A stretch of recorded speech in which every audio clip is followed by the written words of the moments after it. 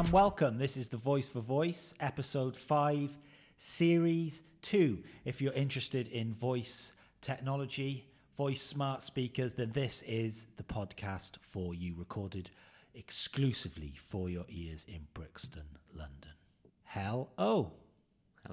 Will, how are we? Good.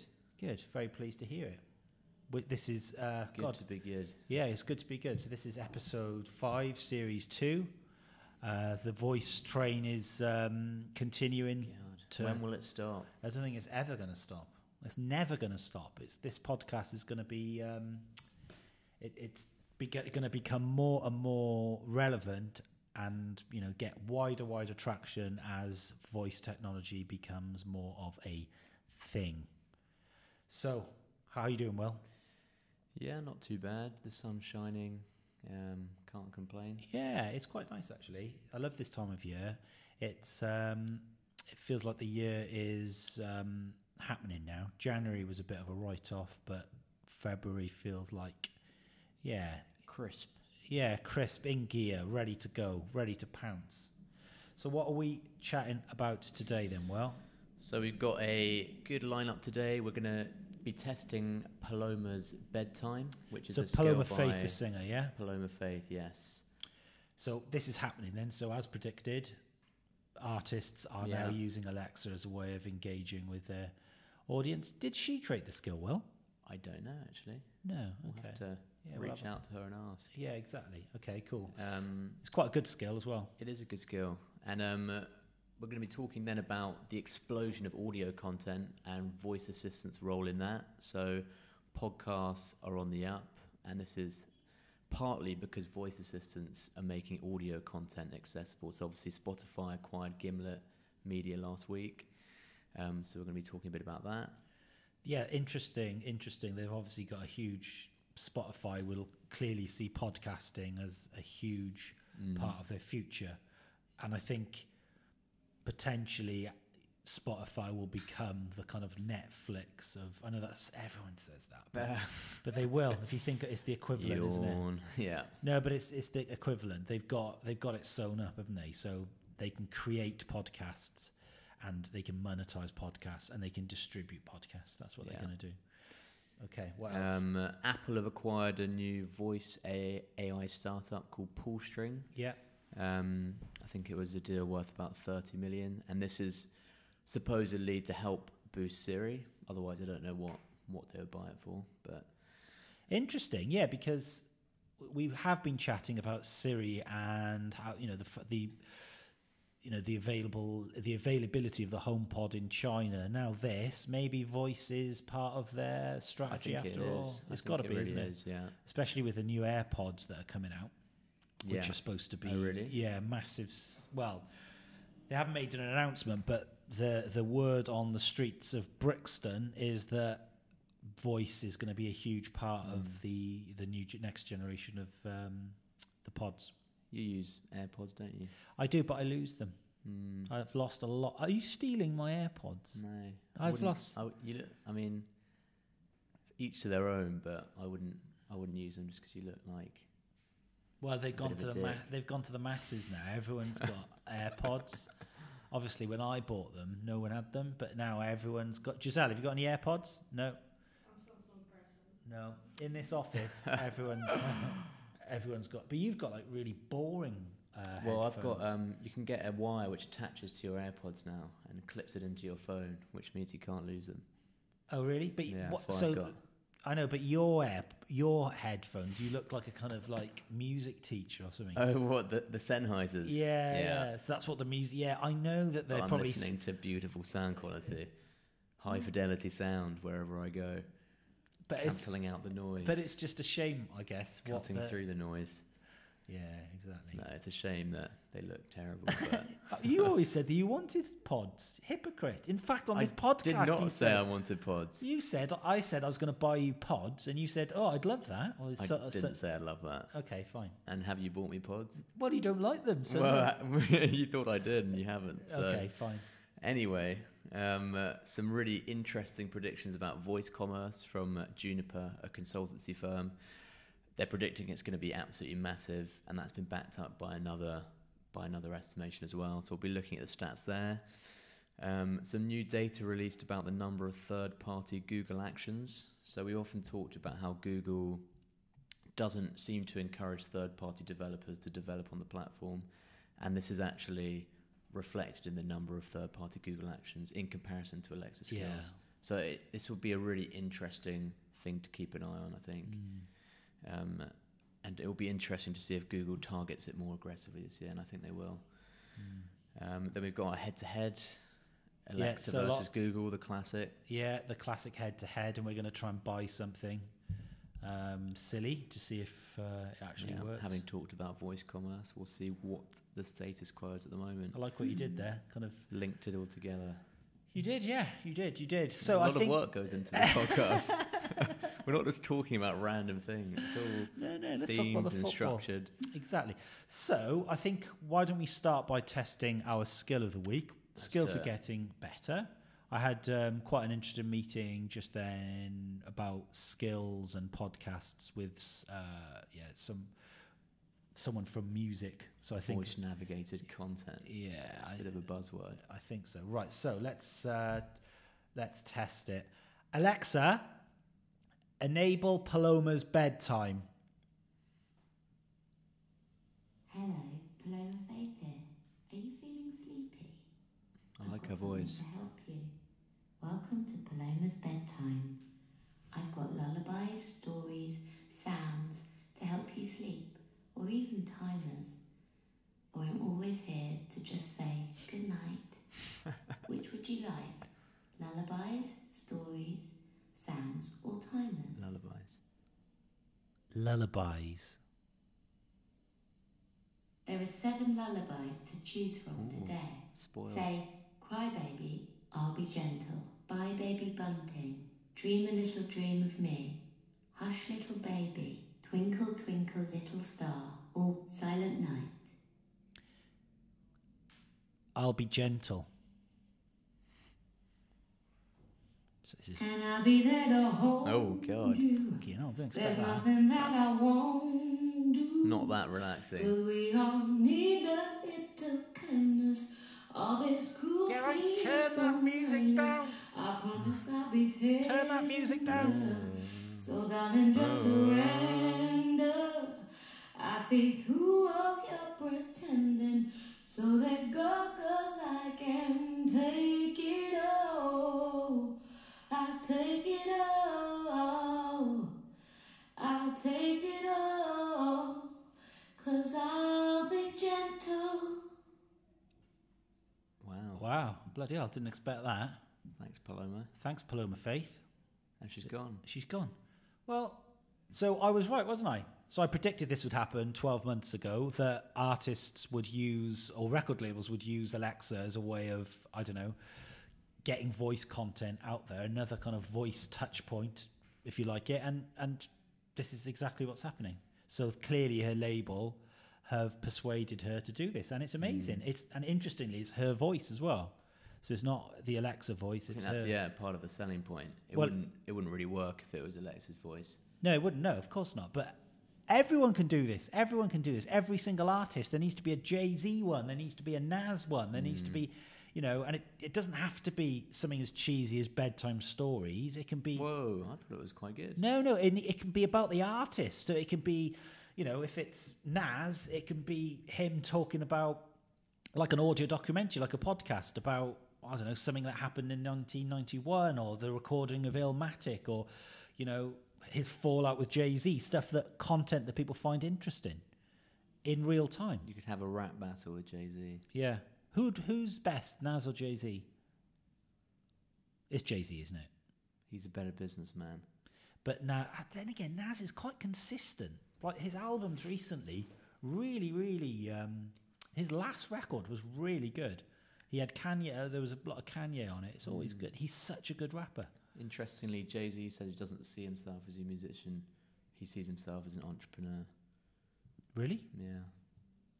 It's almost like music was just the vehicle for him starting his own business. But he is a good rapper. He's great, yeah.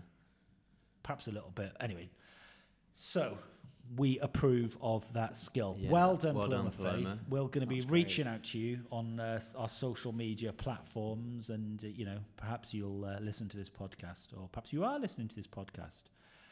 Anyway, what are we chatting about next? So, Spotify acquired Gimlet, and also Anchor, another podcast-related company, and there's been a lot of talk about the explosion of audio content, podcasts, voice-navigated content, and the role of voice assistants in that. And essentially, people are saying that just because of the increasing number of devices which are built specifically for audio content, audio's reach has never been bigger. I think Spotify clearly see podcasting as their future and a huge money spinner, clearly. So it's the production of podcasts, creating amazing, banging podcasts which they can monetize. So, sell ad space essentially, and then distribute. So there's a huge revenue. There's a really interesting stat, which is they estimate that there'll be $700 million spent on podcast advertising by 2020. So next year. That's not that much. It's quite a lot, considering it's considered very niche. So This Week in Startups, which is one of my favourite podcasts, the Jason Calacanis allegedly makes $700,000 a year from podcasts. So that's wow, 1% of the revenue. If anyone wants to sponsor this podcast, get in touch. Yeah. What about? You imagine your ad being read out by the voice for voice at the beginning of every What episode. about Imagine how powerful that would be. What about you, customised? I can see you watching me on Instagram Live. Why don't you sponsor this podcast? I'll do you a deal, and I can read out an advertisement for your amazing services, because these guys, it's got our name on it. Yeah, customised, do some really interesting stuff. They basically make smart homes. So if you've got a house that you want to be smart, these customers come in and That'll be perfect. Yeah. So get in touch. Well, I've just made the decision for Customize that they're the first sponsors. Whether they like it or not. Yeah. We're going to be reading out your ads every week. Exactly. But going back to Gimlet, for those of you who haven't listened to the podcast Startup, I would definitely recommend it. It's a podcast which is, they basically record the whole process of setting up the company from the idea phase through to the investment. And it's a really interesting insight into the start of a company, but also into the start of the podcast industry. And it's incredible now to think that that's been sold to Spotify for an undisclosed amount. What do you reckon it was sold for? 100 million, maybe? That's a complete guess. Yeah, I'm just so excited about podcasts. Yeah. It really does feel like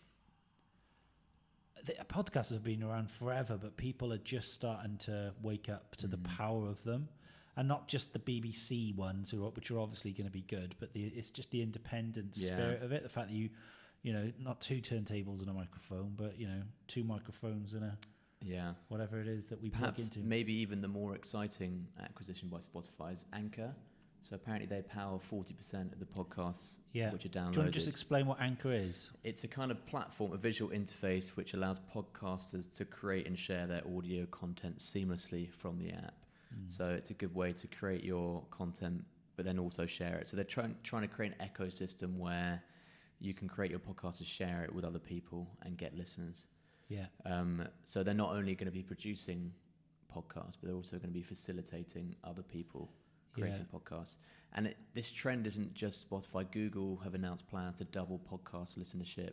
Well, if they index podcasts through SEO. So they're going to start giving them more priority in search. So there are ways now you can optimize your podcast to appear in search results. So if what you happens? typed in, If I type in the voice for voice, what happens now? Let's have a look. Well, we haven't done it yet, so I highly doubt. But if it would be more the case if you typed in voice podcast. Okay, voice podcast.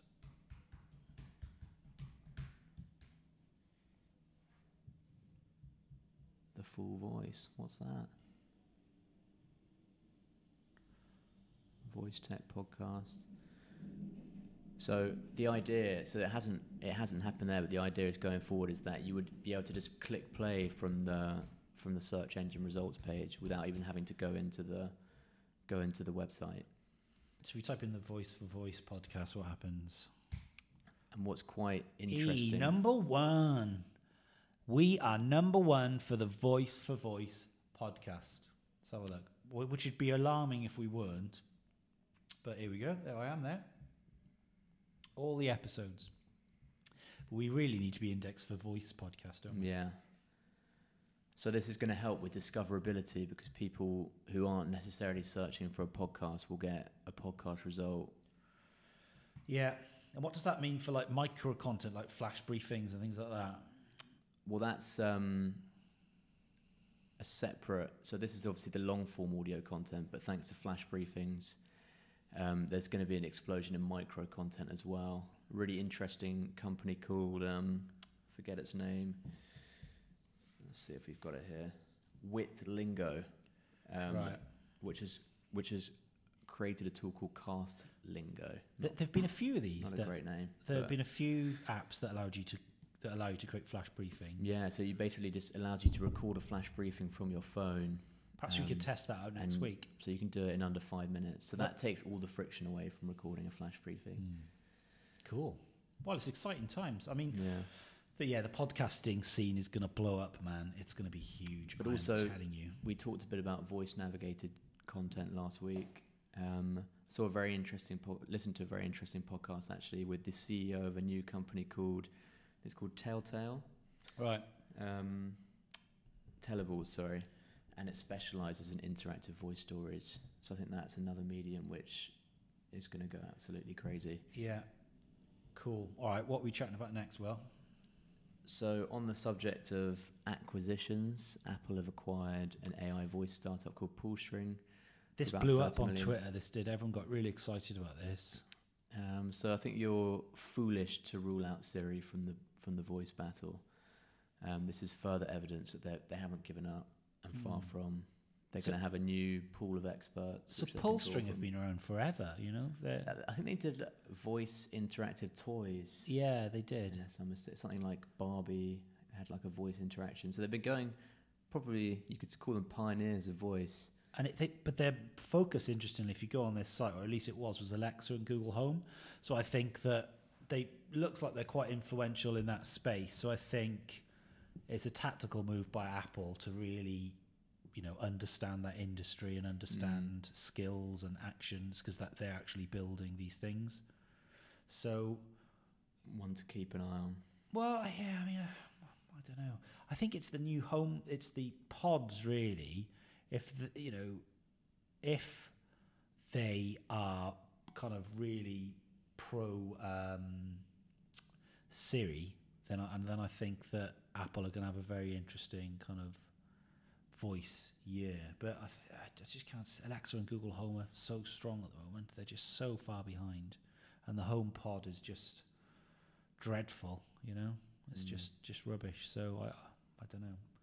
I can't see it. I can't see how Apple are going to keep up. I think they've lost this. And interestingly, Facebook, in the news this week, Facebook, it's alleged, are creating their own AI super chip to rival Alexa and Google Home. What's a super chip? I don't know. That's what it said it was. It's. I'll tell you what it Great. is now. It's. So there's a news story saying that Facebook wants to make a new virtual assistant that's smarter than Siri or Alexa. Well, I bet it wants to, but whether or not it will is another. If you think about all the data they have about how people interact and conversations, so they've got reams of messenger data. So they've got. I don't know that one. In terms of how people interact with each other, they've got way more data than any of the others combined. So if they could use that to create a conversational AI, then it's actually very possible that they could make one better. Yeah, but they've got so much going on, haven't they? I suppose it could be the voice assistant could be the new form of Facebook, couldn't it? Something like that. I don't know. But you're right. I suppose they have got all this voice book. Yeah, voice book. You heard it here first. Yeah, heard it here first. Copyright. Yeah, exactly. Okay, cool. So what are we chatting about next? So voice commerce, really interesting estimation. Juniper, which is a consulting company, forecasts £80 billion worth of voice commerce in 2023. Jesus. So that's based on a prediction that there'll be about 8 billion voice devices, which I guess, given the current trajectory, is not ludicrous at all. 8 billion? Jesus. That's incredible. And this is backed up actually by another UK-based consultancy called OC&C Strategy. Sounds like a laugh. Which forecasted that it will reach 40 billion in the US alone by the same year. But what's interesting is that every prediction about voice adoption has been massively underestimated. So people keep underestimating its ability to grow. So if we go on that basis, then actually this number could be a lot higher. So that brings us nicely to our head-to-head. Well, might as well just do that now and see which smart speaker can actually buy something. So we'll do the same question for both. Hey Google, buy me a spade. I found a few places within 6.6 miles.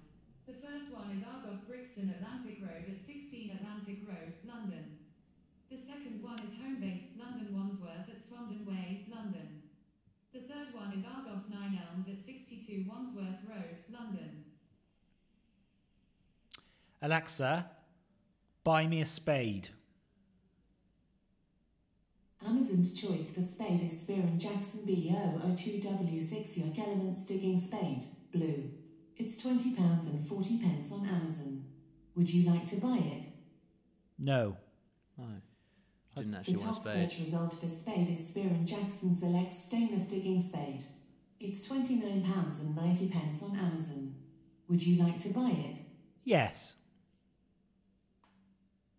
Okay. Order placed. Your total is £29.90, including tax, and will be delivered tomorrow.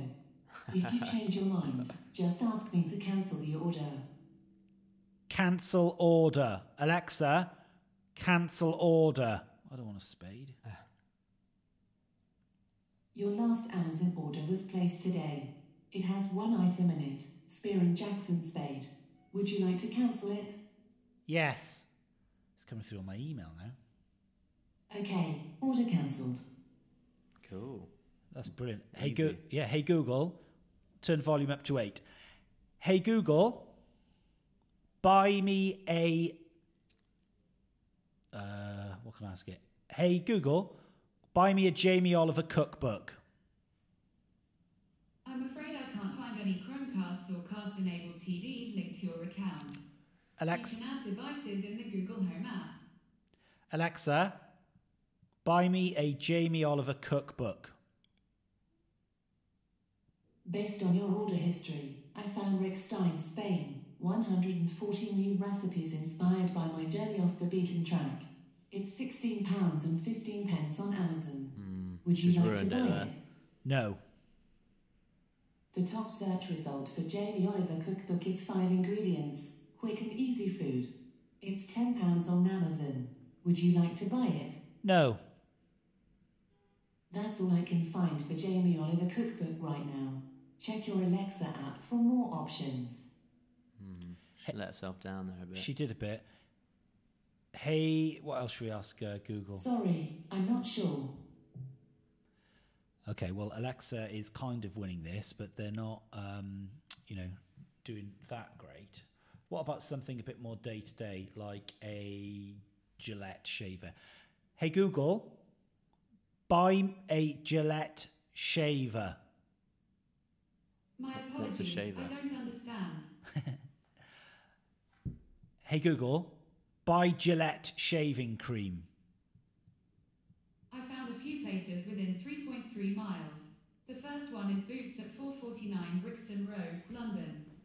The second one is Boots at 20 Rye Lane, London.